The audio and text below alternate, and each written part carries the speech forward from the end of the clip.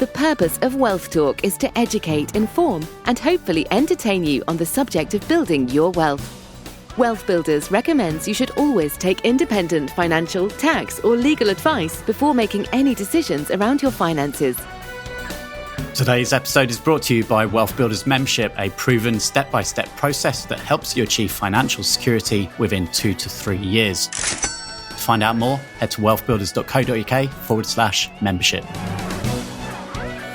Welcome to this week's episode of Wealth Talk. My name's Christian Rodwell, Membership Director for WealthBuilders, joined today by our founder, Mr. Kevin Whelan. Hello, Kevin.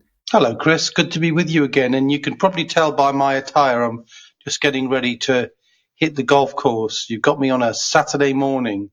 My wife's away, so Kev will play. So she's off to Cornwall for Prosecco and chat with a number of her friends, you know, the women of a certain age. And so she's having a great time, and I'm looking forward to hitting a few golf balls, Chris. About time we got you back on the course. It is. I'm off to the tennis court after this, actually, to hit some tennis. There you go. How about that? Much too ambitious for me.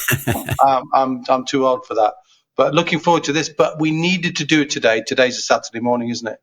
Because we have such an important thing that we want to give our support to, don't we? Yes, that's right. There's an important event coming up in just a couple of weeks' time, and it's being hosted by our good friend, Mr. Simon Zutshi, who is our guest today. We've invited Simon to come and talk about the Youth Financial Awareness event that's taking place in Birmingham on the 29th of June. And, of course, WealthBuilders for Families is in full swing, Kevin. We launched at the end of last year. It's the bedrock of everything that we teach now at WealthBuilders. So it's a message very, very close to our heart. I couldn't agree with you more, and I know probably if we did a count-up, probably Simon's been on the podcast more than anybody else. But it isn't really about the frequency; it's about the quality of the message, you know. So he's got a good message. He and I have shared many conversations about financial literacy, about how we sort of stumbled, him and I, on our own wealth-building journey. You know, he'll tell his story, I'm sure, but, you know, almost by accident was his, and definitely by caused by my father's death was mine. So different experiences of different families, but both of them led to a wealth journey. And I think it's really important, rather than happen serendipitously, entirely by accident, we try and give our listeners, our readers, our members an opportunity to learn a little about how they can do the best they can intentionally to help their younger children. At WealthBuilders for Families, Chris, we talk about the whole family, and we're quite comfortable with lessons and participations that we want to suggest for children as young as 5 and 6. But Simon's definitely aiming at an older group, right? Yes, that's right. Yeah, the event that's taking place is just for young adults aged between around 15 to 22, and giving them that space without parents, without anyone around them, to openly talk about the topic of money and finances, because it's not a conversation that comes up very often at school, unfortunately. Well, crumbs, how many times have we said that one? And I think with all the political uncertainty, I don't think that's going to get on the agenda anytime soon. Wealth is all about, if you boiled it down, Chris, it's all about seeing things slightly differently to other people, because so often, as it's been well documented by everybody in this space, most people follow a lockstep path. You know, everybody does the same thing. Go to school, go to college, go to university, whatever they do, get a job, and then they build a family, and then they retire. And all these are sort of almost like the 7 ages of man from Shakespeare. But I think what's missing, and I think this is where there's a couple of issues I want to raise here. One is creativity. That creativity is embedded in the very fabric of being human. It's in our DNA, isn't it? And children are super, super, super creative. But that creativity somehow gets engineered out of them as they get older through the school system. And in many cases then, they lose the sight of that creativity. So to create a different environment, not as a classroom environment, not a school environment, for Simon to be able to share some of his lessons. Very, very powerful. The other thing I would mention is that children of all ages don't always respond best to their parents as the teacher. Because there's so much baggage associated with that. I remember one of our members saying, I think it was Chris, who said, the kid said, "Oh, Dad, you're not going to get your spreadsheet out again, or your flip chart out again, or your PowerPoint out again, or whatever." So, and it's a difficult job when you're a parent to bring money into the subject without sounding like you're browbeating your kids, or you should do this because I say so. So I think to have someone like Simon, incredibly gifted speaker, incredibly gifted teacher, very passionate person, and I never thought about teaching the kids myself, and we've never done that at WealthBuilders. We've always taught the grown-ups, haven't we? We see ourselves in the education space, but for grown-ups, not for children. So it'd be fascinating to see how that works and how the parents feel, actually, not being allowed to be in the room. My brother, Gary, has got a son who's a young boy. He's a footballer, and he's a goalkeeper. And he's had a trial for a team up in the northeast. I don't like to say the name because it's Sunderland, and I don't like. Can't say it without getting a bitter taste. Anyway, much to the disappointment of his dad, but not really. His son's having a trial, but he couldn't watch. The dad's not allowed to watch the trial, and this is somewhat similar here.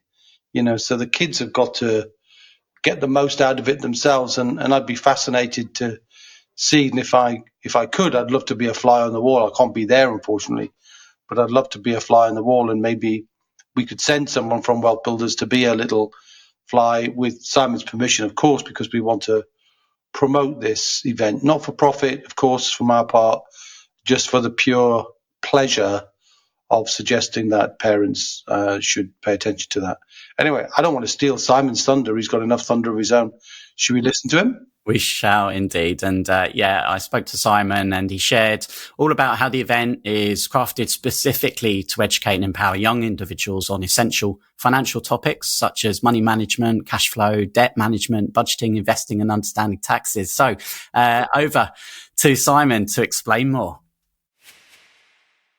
Simon, welcome back to Wealth Talk today. How are you? Christian, I'm really well, thank you. Thank you so much for asking me back. Yeah, it looks like you're on location. What's happening? I'm actually in a hotel. I'm in the kind of the dining area at the moment. I'm actually running one of our Mastermind Accelerator 3-day advanced courses, which I absolutely love to do. And I do half the training. Andy Haynes says, so I've grabbed a slot right now while Andy's doing some of the training to come and speak to you. Yeah, wonderful. Well, I was actually at a PIN event, and you're well known, of course, for setting up the PIN network, and that's been running for many, many years. We've talked about that on previous podcasts, but it was this week in Southampton, really good turnout, over 50 people in the room, and they put something up on screen at the beginning, which really caught my attention. I thought, I'd love to get you to talk more about this, and this is the Youth Financial Awareness event that's coming up, Simon. Absolutely. Well, for many, many years, I've been saying and felt that, unfortunately, our schools don't really prepare our young people for today's society. And I don't think it's the teacher's fault. I think it's a systemic problem.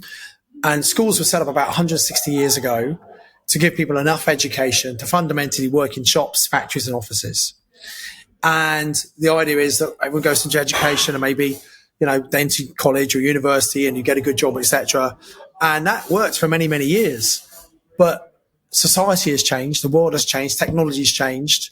And I don't think that some of the things that you learn in school these days really prepares people. I mean, I don't know about you, Christian, but I must have missed the wealth creation lessons they had at school. I must have been doing something else. I don't know.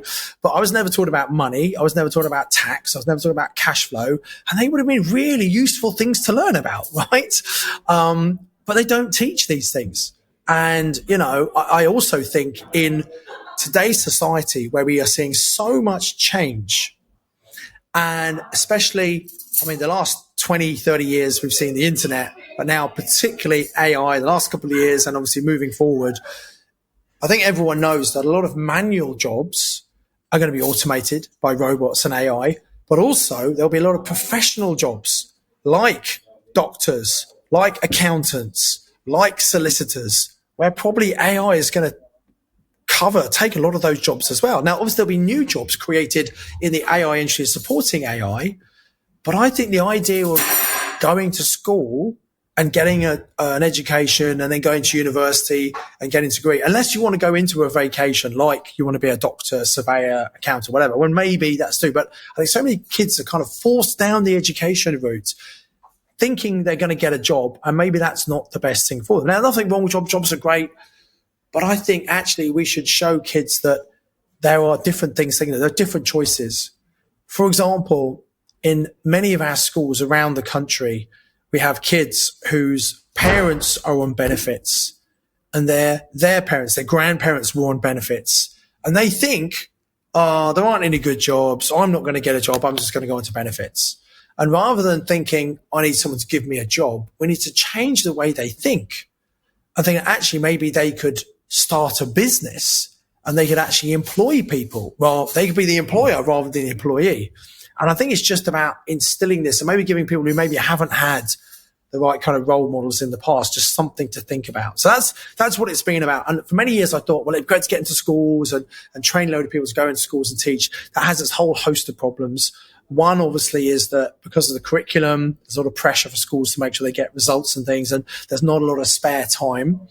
And so coming up towards summertime is at the end of exams when there is some time, but then all the schools are free at the same time, really, and it'd be hard to do that. So we have a number of years of frustration. Last year, for the very first time, we ran a very small event, 25 kids, as many people who are kids of our clients. The idea was to just give them a day to talk about, not about property, but talk about, if you're going to get a job, how do you get a really good job? How do you move your way up? How do you understand about money and cash flow and tax and these kind of things that you never ever learn? It's for 16 to 21-year-olds. And we had an amazing day. I had a couple of our younger students there because I'm getting a bit old now. So our younger students they could relate to were doing some of it as well. And it's brilliant with some great feedback on how we're going to make it better. And, just got busy. And this is one of my passions. And if you don't make time for your passions, they're never going to happen. Right.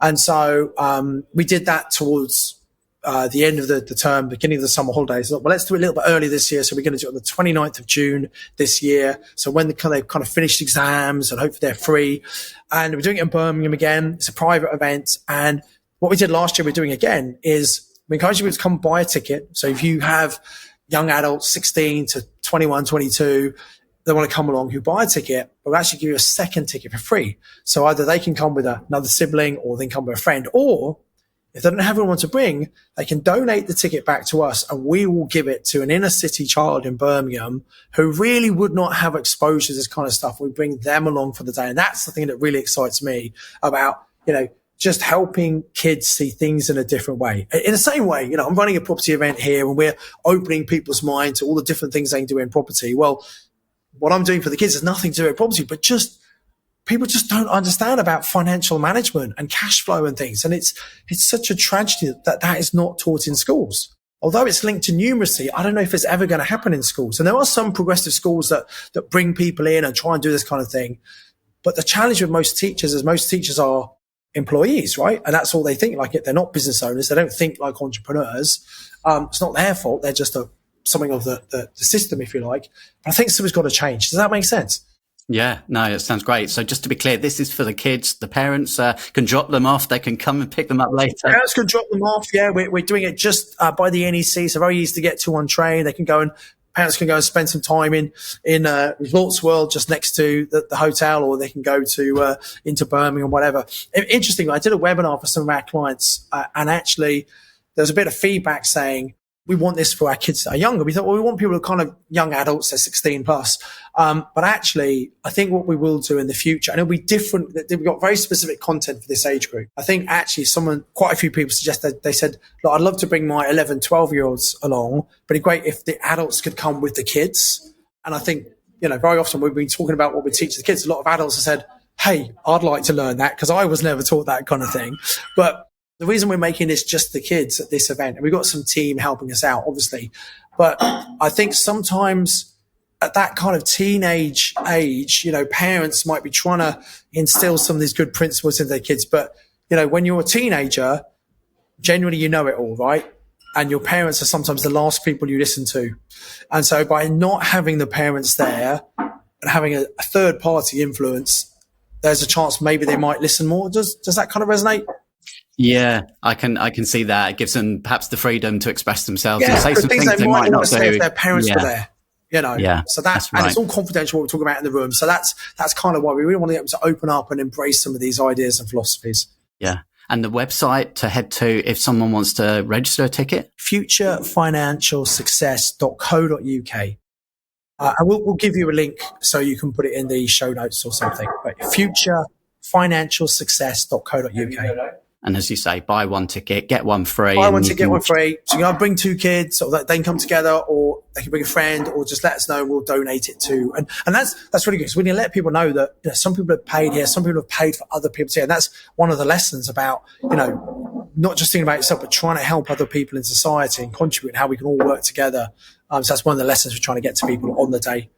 So thinking back to your own experiences as a child, as a young adult, Simon, you mentioned at school we certainly didn't get these lessons about money and finance. What about at home? What was the dynamic like between your parents when it came to conversations around money? I don't think we really talked that much about money. I mean, my dad was a GP, was a doctor, and his philosophy was all about service, and hopefully instilled that belief into me as well. My mom was a nurse when they met, and then she became a housewife and looked after me and my two sisters, and then she became a secretary because she didn't want to be at home all day doing nothing. But she was a great housewife. She'd cook us cakes and things and cook lovely food and make curtains. So she was a proper housewife, really. And my dad worked really hard. He was a senior practitioner in a GP practice, but he was on call every other weekend, worked really hard. And I went to a grammar school. So it was a very state school, really. It was a very good school. I was a very average person then. So there wasn't any kind of talk about money and stuff there. I think we had a nice life. We had some nice holidays. We learned to ski when I was about 10. So once a year we'd go on skiing. So I had some things maybe some other people didn't have. But then again, everyone had Atari video games. I didn't have any of that. I didn't have a TV in my room. So I think a lot of things that other people had, I didn't have.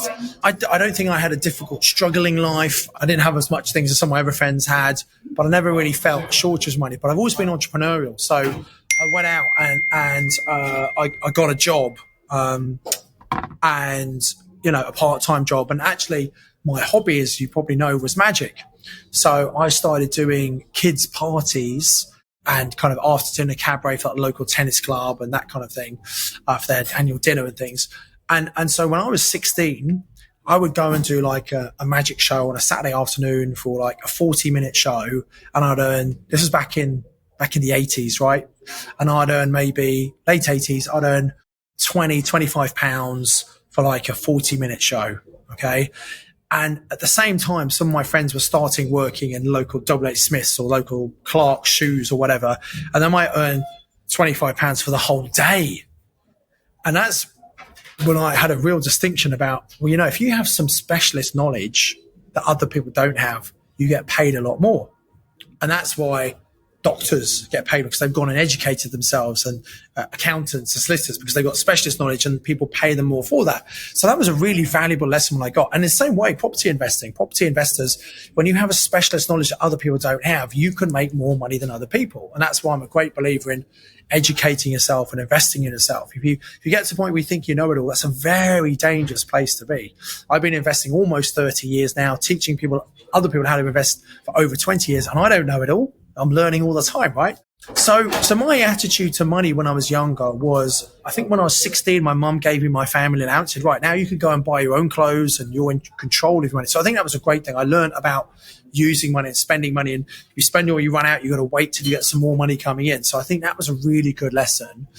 But if I'm honest, I think my dad was probably pretty much spent everything he earned. I don't think they really saved much money. And I think that's the case with most people, right? I mean, he had a very good job, and you have to do something pretty wrong to lose a job as a doctor. It's a very stable income, and they had their own home, which was a nice house that got up in value, but they certainly weren't investing in another property. They weren't doing any of those things. So I never had an influence to learn those things. I think the first influence I had was when I was maybe at university. And bear in mind, my mum and dad owned their own house. So I didn't know about renting property until I went to halls of residence, and then I eventually moved into a student house, and I met my first student landlord who had about 100 houses. And I sat down one day when he came to the inspection. He was a full-time hands-on landlord, and he did an inspection one day, and he sat down, had a cup of tea. I said, well, how's this housework thing? He explained to me, and I probably didn't really get it. I thought, oh, that's kind of interesting. And a seed went into my head thinking, I'm going to do that one day. When I got lots of money, I'll buy lots of houses. So it's amazing how people we meet over the years can influence us, and we take on ideas. And sometimes people are lucky, they meet the right people, and sometimes they don't, because unfortunately this stuff is just not taught in schools. Yeah. So looking back, would you almost say that he perhaps was your first financial role model when you were growing up? He was something I definitely was inspired by what he had done and what he was doing. And I probably didn't really get it at the time, but a mental note went into my head. Oh yeah, I should definitely have some properties at some point. As I've been entrepreneurial, but I hadn't realized how, in fact, when I started investing, I didn't have anyone like me telling me what I should be doing. So I learned the hard way. It took me 8 years to replace my income, which is still pretty good, right? But I could have done it so much quicker if I had someone like me teaching me, but I didn't. And so that's why our students can do it so much quicker, because they don't have to work it out themselves. They got people to guide them and help. Well, Simon, I can see, obviously, you've got lots going on there with the event, so I'm not going to hold you too much longer, but I'm going to ask you one final question. Yes, and what do you think is the best thing that our listeners can do to help their children or grandchildren enjoy a more secure financial future? You know what the best thing is, Christian? Is to lead by example. Some people think, I'm going to make loads of money, give it to the kids. And that might work, but unfortunately, sometimes second, third generation, they just squander it all because they don't value it. But if you can become financially independent yourself, not so much to give the kids the money, but to teach them by example what you've done, that has got to be the most valuable thing you can give them, in my opinion. Thank you, Simon. I really appreciate you taking time out of your busy schedule. My pleasure. Sorry I had to move. Sorry, a bit of disruption to the background noise. Okay. It's okay. And we'll just remind anyone listening, futurefinancialsuccess.co.uk. Head there now. Find out more information about the event that's coming up 29th of June, all day long in Birmingham. And it's going to be a cracker. We're really, really happy to support that. Thank you so much. Really appreciate it, Christian, and really like everything you're doing at WealthBuilders. So thanks so much for the opportunity to speak again. I'll see you soon. Okay, always good to hear from Simon, of course, live on location. So apologies if the sound quality was not up to usual standards there, but I hope you understand that Simon was doing his best to share with us whilst also setting up his event for the weekend ahead. I like a bit of authenticity, Chris, so we've had a occasional event where, something has gone wrong, either the dog's barked or somebody's chirped in, and that's fine because we're not here for TV quality material.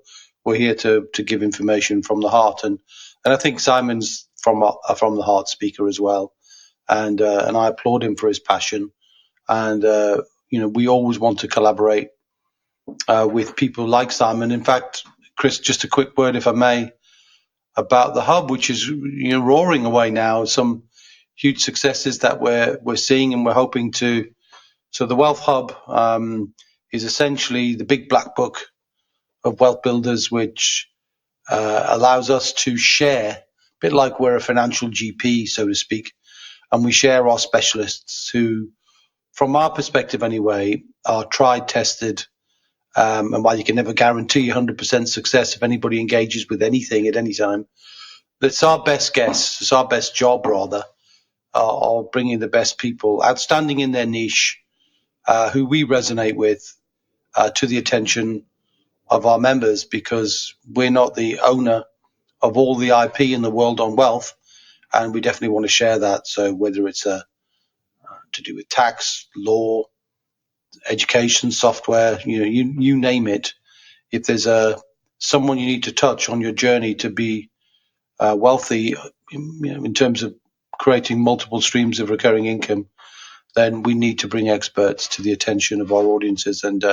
Simon has definitely got pride of place in that one as one of our primary property educators. Not the only one, but certainly one who would be, if you were seeding them, he'd be coming out in the top seeds. So yeah, definitely a good man, and I'm pleased that he's doing it, and I wish him every success with it. Yeah, no, really, really good. And I'd love to make sure that we also acknowledge those who are not members, but still getting great value from Wealth Builders, Kevin, by touching base with us, and in particular, touching base with you, because we've had a review this week from Susha, who says, spoke to Kevin Whelan of Wealth Builders today, further to listening to his great wisdom and knowledge relating to SSAS pensions on his podcast. He's generous of his time to understand your personal circumstances and how to tailor his expertise in aiding you with your wealth creation journey.